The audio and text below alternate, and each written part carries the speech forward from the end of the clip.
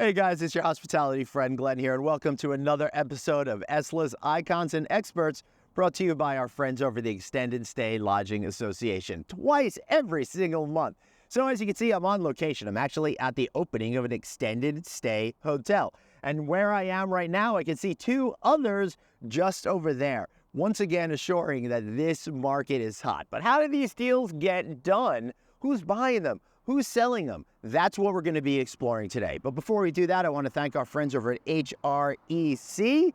They are a great brokerage. They're one of the leading national hotel brokerage and mortgage firms out there in the country. They've got nearly 24 offices. That's a fun way of saying 23 out there. Check them out at HREC.com.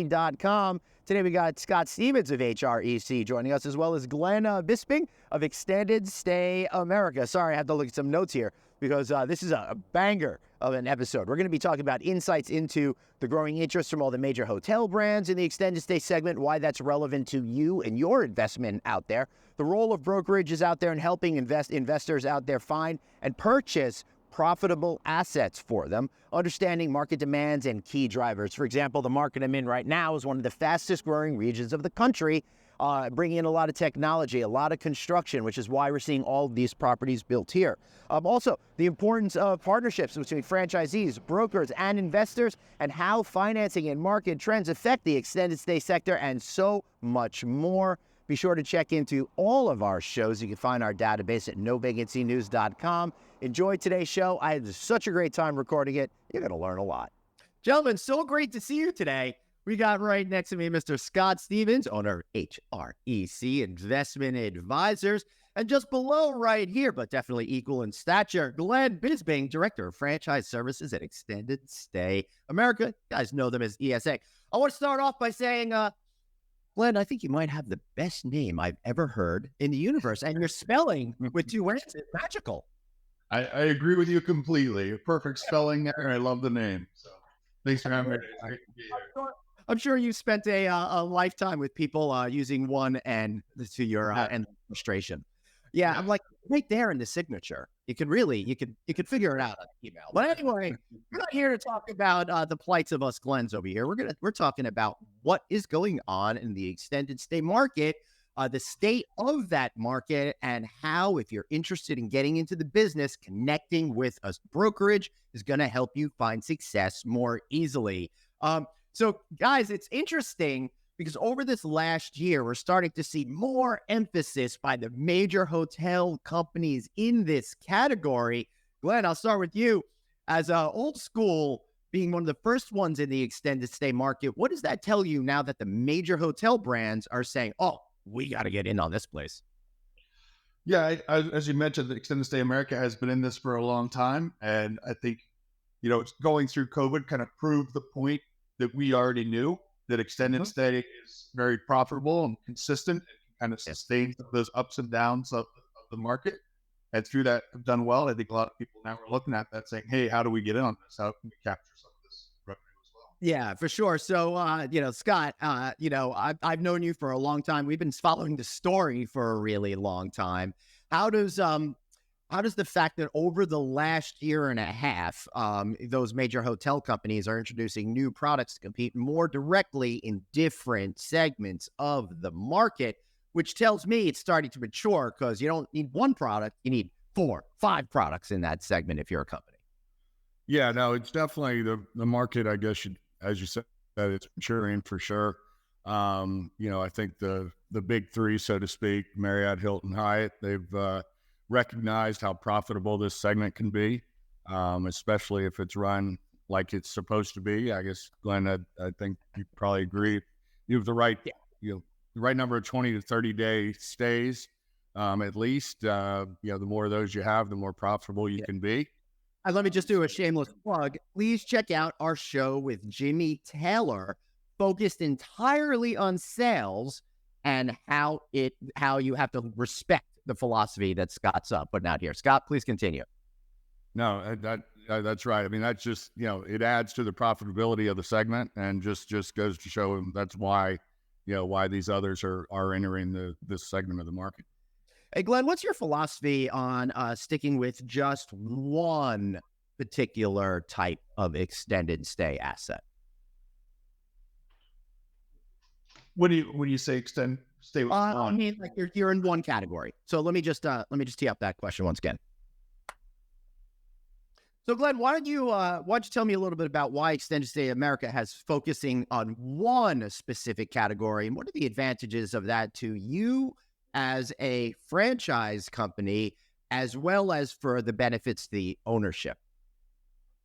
Well, just sticking with the extended stay, it allows us to kind of focus all of our business around that. All of our national sales team focuses on finding that extended stay business and really kind of help drive that across all of our hotels across the country here.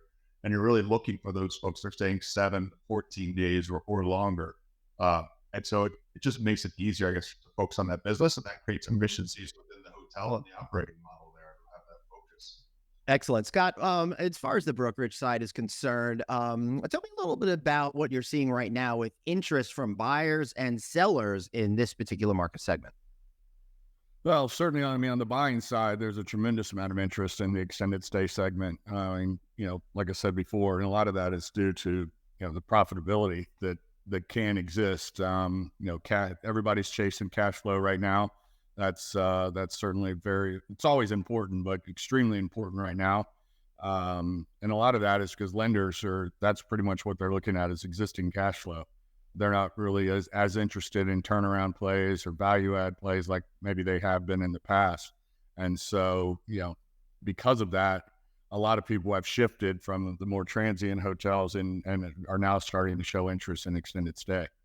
So Yeah. anytime we go out with an extended stay product, and it's all across, from the low end to the upper end, being, Residence Inn or whatnot, tremendous amount of interest. Yeah. So Glenn, how is that affecting your company and the activity that you're seeing on the development side between you and your CDO, Mark Williams, and all that kind of stuff? Yeah, so obviously there's been, quite a large amount of demand and interest. We have a prototype that we developed several years ago. That's kind of a newer, fresher look to meet customer needs and demands, and also kind of be efficient for investors to build. And so we have significant pipeline here of new construction hotels. That continues to grow. We'll be opening a couple new hotels here. We just opened one in Pueblo, Colorado, and now getting ready to open one in Belgrade, which is right next to Bozeman, Montana. So that pipeline is large and demand is there. So we'll continue to grow. All right, I love the Pueblo, Colorado reference, because it reminds me of all those free government brochures that you used to be able to get when you sent things to Pueblo, Colorado. Remember that guy Matthew Lesko? You wore the suit with the giant question marks all over it. He was always encouraging me to get free stuff from the government by sending notes to Pueblo, Colorado. So. Right. I just wanted to throw that in there. All right, so Scott, we're talking about a brokerage and stuff like that. Tell me a little bit why, if somebody's interested in investing in this particular business and buying one of these properties, why partner with somebody like you and not just go at it alone? Well, I mean, you could always buy, well, you can't always buy a property off market. I shouldn't say that, right? Because they're typically, buy a property off market. And usually those are people that are extremely well entrenched in the business. For folks that are interested in getting to the extended stay market, they don't have that depth of, behind the scenes contacts, right? That's correct. That's why typically you don't even know a property is for sale until it is listed with a broker. So that's really what it is. It's it's really just knowing what may or may not be available. Unless you wanted to take the time to yourself personally call every owner you can find, and that's not that easy either. So that's really what it is. It's just finding out what is available or out there on the market. That being said, I have heard of people that just walk into hotels and make offers and stuff like that, which I think is pretty funny, right? Yeah, and unfortunately, that people try to do that. It usually doesn't work out so well, but it's definitely right. People do try. Well, my guess is, Glenn, you encourage people to work through a broker, particularly folks that don't have a lot of experience in this market. How do you effectively partner with brokerage firms like HREC in order to create value for the buyers and the sellers in any transactions you're looking at through ESA?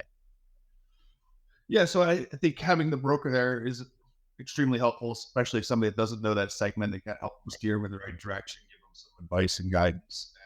And ESA is actually selling some of their assets as well.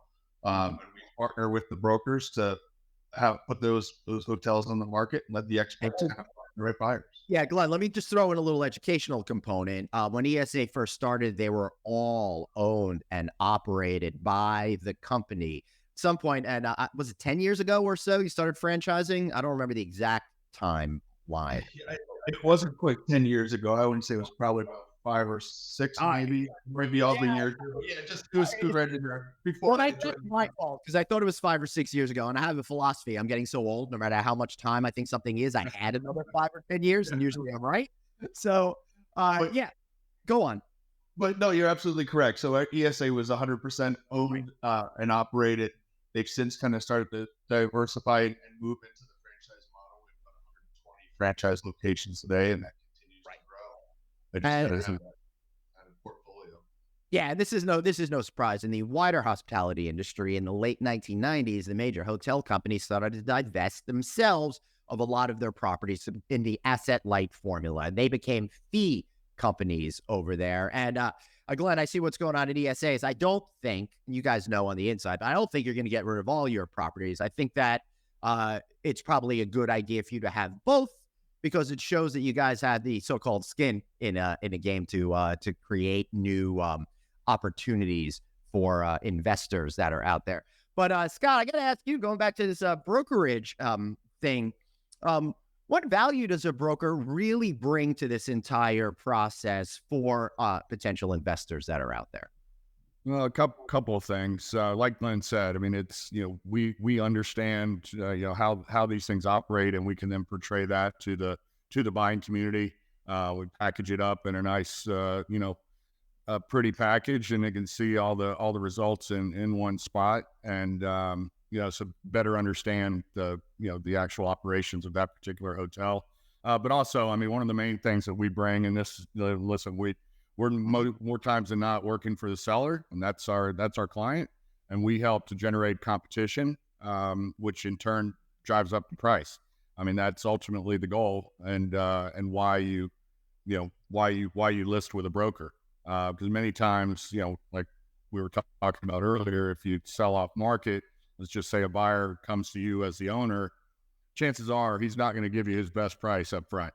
Right. It may be, but more times than not, they're going to look to really get a deal.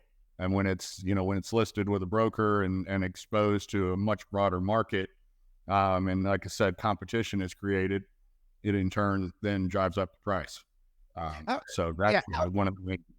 Yeah. So how are you seeing the ask versus paying for on extended stay hotels versus the wider hotel market? I'm trying to see if people are more exuberant about purchasing extended stay hotels, therefore maybe the asking price and the selling price a little bit closer than other sectors in our business. But I mean, it's not, a lot of it depends on the motivation of the seller, right? If there's a need to sell, so whatever that may be, debt maturity, partnership issues, all the things that could be out there that create a motivated seller. Typically then, by nature, the spread between the bid and the ask is going to be a bit less. But overall, I would say that, just across the board, I'd say that spread is a bit narrower in the extended stay world, and a lot of that is because of what we have already discussed, is the interest in the segment. And so when there's more interest, people are willing to pay up a bit, as opposed to other segments of the hotel market. Hey, yeah, I mean, I would equate it to look at the price of Taylor Swift tickets versus some of those groups that had to cancel their tours. There you go. Exactly. Right. Hey, you never go wrong with a good TS reference over there. Glenn, when one of your investors is looking to sell a hotel, how do you help them to make sure that they stay within your brand family? And might I ask, when people typically invest in an ESA product, what is their typical desire for length of hold as well? Yeah, well, I mean, I guess as far as, when somebody's selling one of our assets, most of them are working with a brokerage firm to Right. kind of get it out there and put it on the market. Everybody know it's for sale. And then we work with those new owners or, new investors to get the franchise agreement signed with them. But I think most of them are in it right now for a fairly long hold, right? And our franchise agreements are 20 years. Yep. Sometimes people want to sell before that, but it's, from what I've seen, it's usually at least 5 to 7 year hold, if not longer, on most of our franchise agreements we've had so far. Now we're still kind of newer in the game as well, with the franchise side and the investors there. But it is kind of a little bit of a longer hold. It's not the kind of buy and sell after 2 years typically. So. Yeah. Scott? No, I would agree with that. I mean, a lot of it, though, does depend on the type of buyer. Like I said, the more institutional the buyer is, then you probably are looking at that 5 to 7 year hold that Glenn mentioned. But if it's, an individual owner or a, regional management company or a, family office or something like that, then you are going to be looking at a longer term hold. Yeah, that makes a whole lot of sense to me. So, what do you guys, either one of you could jump in on this one. What are some of the basic things that you should look for in a deal when you're working with a broker to either buy or sell an extended stay hotel? Good question, Glenn. I mean, every deal is different. I mean, I think you can't really, make there's not a blanket answer, so to speak. Right. I mean, every deal kind of stands on its own. Like I said, I mean, we're talking about extended stay. I mean, I think one of the main things as a buyer that you want to look for is, how much of the demand is true extended stay demand. As I think we mentioned, because the more there is, the more profitability you're going to see. So I think it's really important to understand, the market.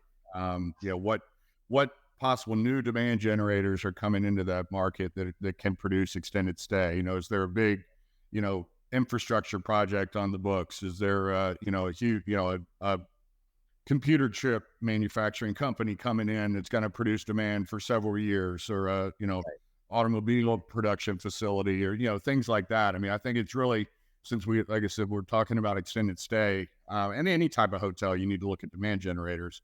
But it's extremely important for an extended stay hotel, and trying to determine if there is additional extended stay demand that's going to be coming into that particular market.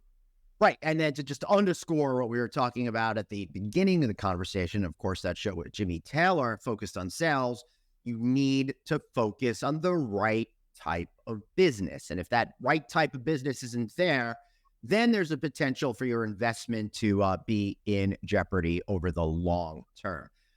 Scott, I got another question for you. When you're dealing with folks like you, could you help me if I'm interested in finding, loans and cash and anything I might need to get that deal over the finish line? Yeah, absolutely. I mean, we have our own capital markets division that's what they do. They help people find debt, and a lot of our competitors do the same. But I think that especially right now, the debt market is very tough, and obviously interest rates are up, and lenders are running a little bit scared. Not necessarily because of hotels, primarily for other property types that we don't really need to talk about on this on this podcast. But I think it does help also, not only to have an intermediary to buy or sell your hotel, but to help you find the right loan.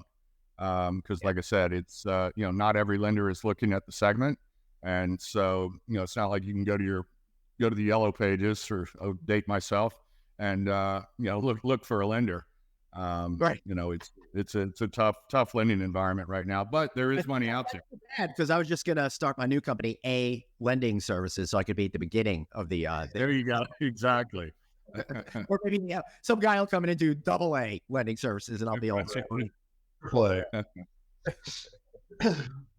Yeah. So, Glenn, how are you thinking about helping potential buyers of ESA products get the funding that they need to get that deal closed? Yeah, well, I think kind of as we're talking about brokerage, I think that's where that comes in, right? You have the brokerage firm that's there. They have, contacts and individuals and groups that they're working with on a regular basis, because there are some headwinds out there with the financing right now. So, if the investment group doesn't have those contacts, brokerage firms can steer them in the right direction and give them some options to finance. Cool.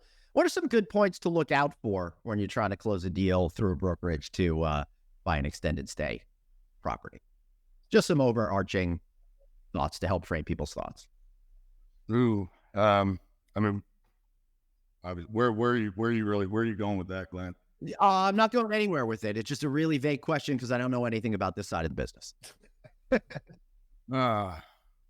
Trying to, I mean, you look at it from one's going to work with just me and you talk. Well, us, three of us talking here. You look at it from a buyer's perspective, yeah, or,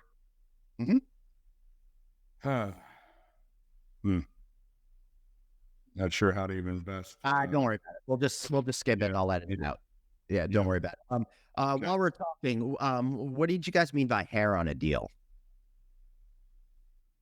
Oh, hair on a deal. I mean, there's many things that you need to pay attention to. I mean, Hold on one second. Let me just tee it up and ask that question officially. All right. Yep. Here we go.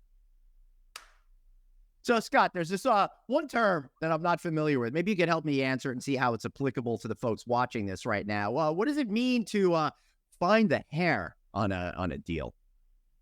Oh, that could mean many things for sure. Yeah. I mean, you not every deal is the same, so that's what a due diligence period is for.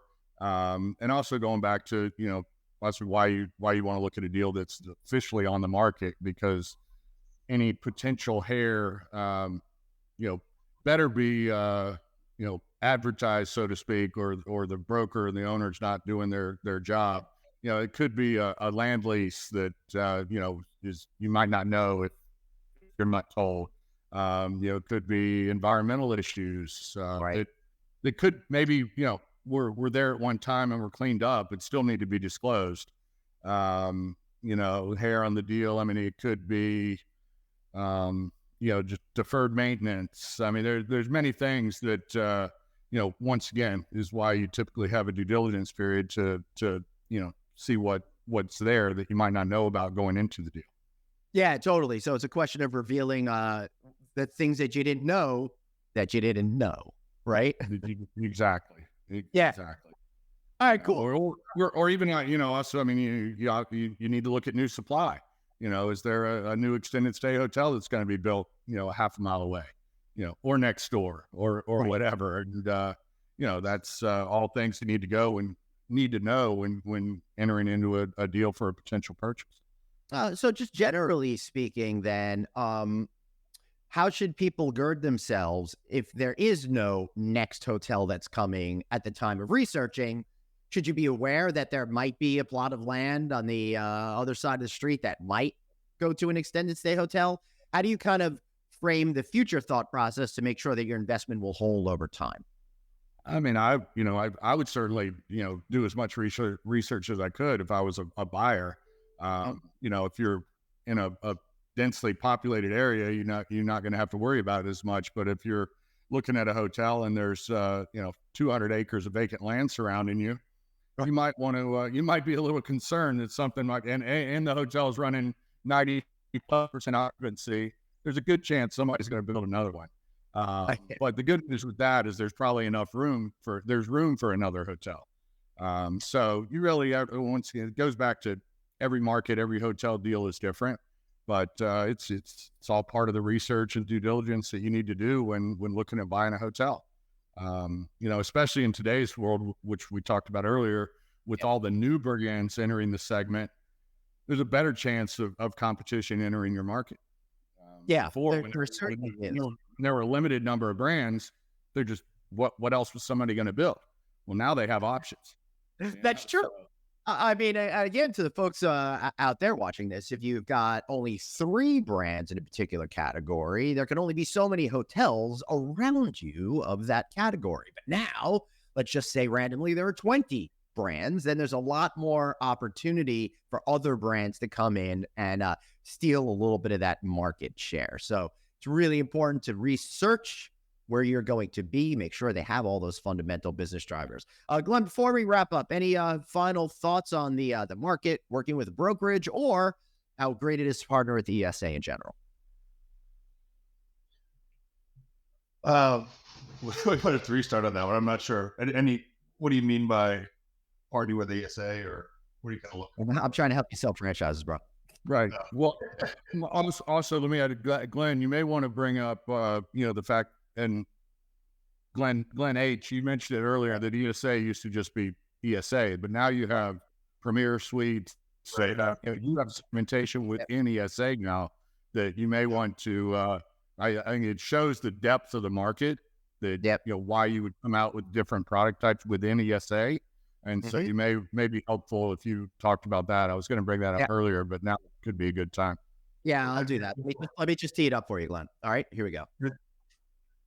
So, Glenn, before we wrap up, I know that you guys have been in, bringing out products in other categories within extended stay. What's up at extended stay right now?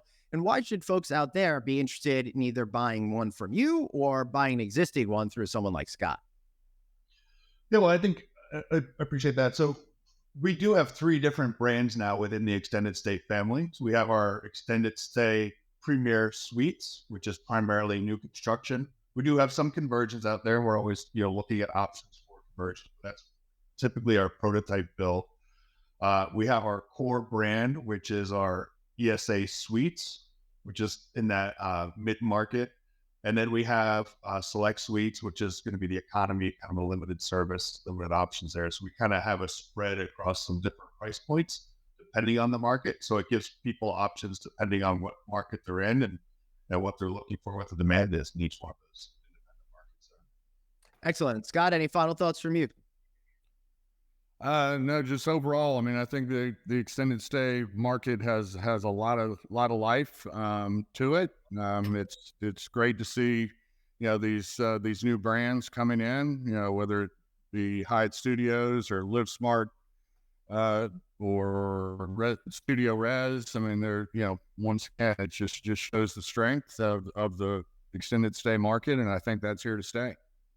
Yeah, I agree with you guys. Thank you so much for being here with me. So what did we learn today? The extended stay market, although there's a lot of properties being built, being sold, there's still a lot of opportunity out there for you. And you're going to want to work with a broker because they're going to help you learn the things that you don't know, that you didn't know, plus help you address that financing issue, help create that capital stack for you so you can get in on this game. And of course, you have more experience in the market, probably going to get more favorable interest rates, probably get a little bit easier to close deals, but it shouldn't stop you all out there from getting involved in this great market. All indications are that come fall, the Fed is going to start to lower interest rates, although as we're recording this, it looks like they're going to hold them steady throughout August. So we'll see what happens on that. But you guys have great opportunities out there. So for Glenn, Scott, and myself, Glenn, thanks so much for watching, and we'll see you right back here next time on Extended Stay Lodging Association's Icons and Experts.